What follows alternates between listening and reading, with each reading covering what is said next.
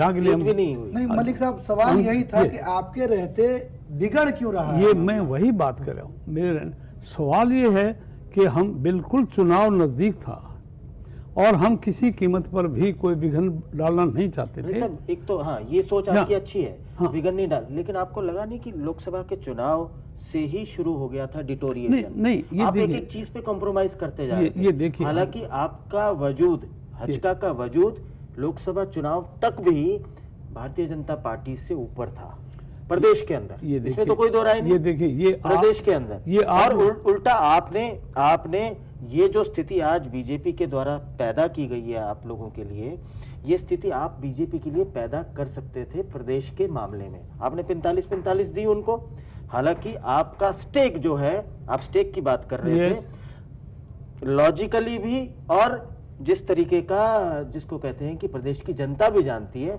कि भारतीय जनता पार्टी का वो वजूद नहीं रहा जो हचका का रहा, उसके बावजूद आपने 45-45 दी उनको, बराबरी का वो दिया। लोकसभा के चुनाव आते आते आपने खुद ही अपनी उससे कहा कि पहले 6 और 4, फिर 7 और 3, फिर 8 और 2, 8 और 2 पे भी आपने स्वीकार कर दिया। आपने यहीं से ही कॉम्प्रोमाइज करना शुरू किया, पहली बात। दूसरी बात, फिर उसके बाद वो 2 कौन सी सीट, देखा जाए तो अगर सोनीपत आपको मिलती तो इसमें कोई दो राय नहीं कि हचका की स्थिति बहुत बेहतर रहने वाली थी। और जो उस पूरे कोऑर्डिनेशन का राजीव, जो पूरे कोऑर्डिनेशन का अध्यक्ष है, जो चेयरमैन है, जो मुखिया है, आपने अपनी दावेदारी छोड़ रहा है। आपने अपनी दावेदारी छोड़ी सिर्फ गठबंधन की भलाई के लिए, क्योंकि ये कहा गया कि सेंटर में हमारा स्टेक लगा हुआ है। फिर हम ये जानना चाहते हैं मलिक साहब, क्योंकि कई बार आपने प्रेस कॉन्फ्रेंस भी की, गुड़गांव में आपने ये सारी बातें बड़े विस्तार में मीडिया के सामने रखी और बहुत ही जिम्मेदारी के साथ रखी। ये बात आप बार बार खुद ही कह रहे हैं कि आप बहुत साफगोई के लिए जाने जाते हैं, यहां भी आप वही बात कर रहे हैं। हम सिर्फ ये जानना चाहते हैं कि चीजों का बिगड़ना शुरू कहां से हुआ? ये देखिए, बिगड़ना शुरू तब हुआ जब कुलदीप जी और सिरसा से हमारे डॉक्टर इंदौरा, हम दोनों सीट लूज कर गए और जब नतीजे आए 7 सीटों पर कामयाबी हो गई जी भारतीय जनता पार्टी के उम्मीदवारों की। जी, सही मायनों में बात तो ये है जी कि 3 जगह जो हार हुई वो गठबंधन की हुई और 7 जगह जो जीत हुई वो भी गठबंधन की हुई। बिल्कुल ठीक है। लेकिन ये बदकिस्मती है इस प्रदेश की। मैं प्रदेश की बदकिस्मती इसलिए कहता हूं कि प्रदेश की जनता की भावनाओं के मुताबिक हमने गठबंधन किया था, नेताओं की भावनाओं के मुताबिक नहीं। हमने शुरू से, मैंने जैसे बताया, 2-3 महीने लगाए थे गठबंधन करने में। हम लोगों से पूछते थे क्यों भाई, क्या होना चाहिए। भूपेंद्र सिंह हुड्डा की कांग्रेस सरकार ठीक नहीं चल रही जी, वो लोगों की भावनाओं के मुताबिक नहीं चल रही। ओम प्रकाश चौटाला लोगों की भावनाओं के मुताबिक नहीं चला। अब दोनों ही गलत रास्ते पर चल पड़े। इनका एक विकल्प क्या होना चाहिए? आम आदमी ने हमें ये कहा, मैं आपको ईमानदारी से कहता हूं, मैं अपनी दुकान लगा के बैठ जाता था सुबह रोज, आओ भाई क्या होना चाहिए, कि जी बीजेपी का आपका गठबंधन होना चाहिए, बीजेपी का आपका गठबंधन होना चाहिए। और उस नाते से हमने ये फैसला किया कि भाई हमने जो लोगों के मुताबिक चलना है। आज लोगों की भावना ये है, इनको दोनों को रिजेक्ट करके कोई नया विकल्प आए, और उस विकल्प के तौर पर हमने गठबंधन किया लोगों की भावनाओं के मुताबिक।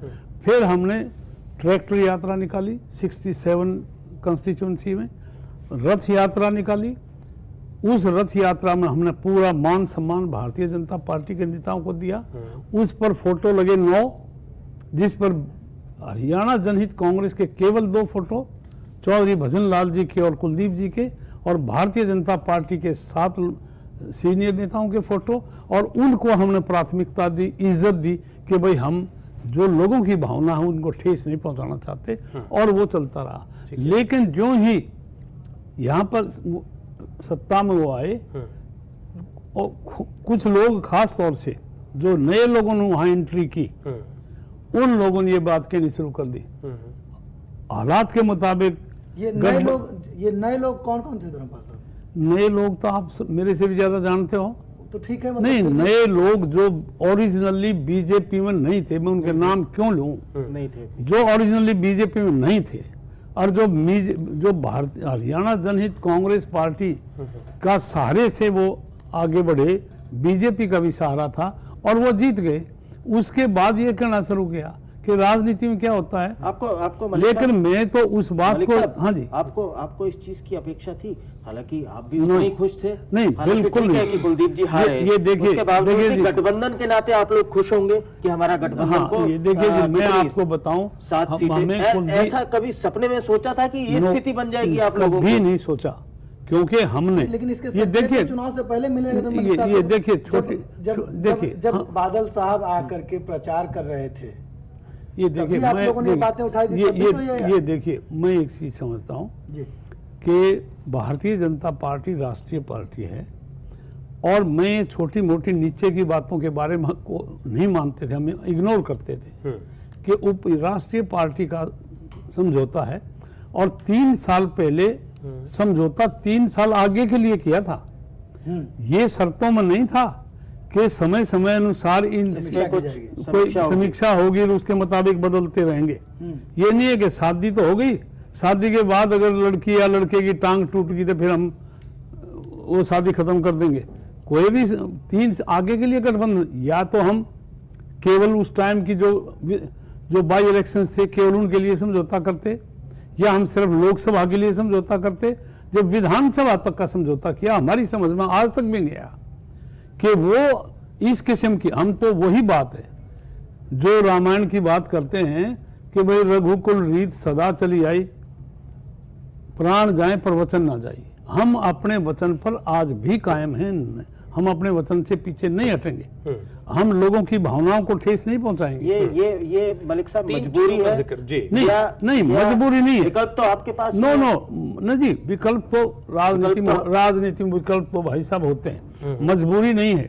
लेकिन हमारी आत्मा नहीं मानती कि लोग ये कहेंगे कि पहले ये 7वां समझौता है भारतीय जनता पार्टी का हरियाणा के अंदर, कि ऐसा ना हो कि लोग विश्वास ही करना बंद कर दें राजनीतिक लोगों पर कि समझौता है। हम लोगों का जो विश्वास है उसको कायम रखना चाहते हैं।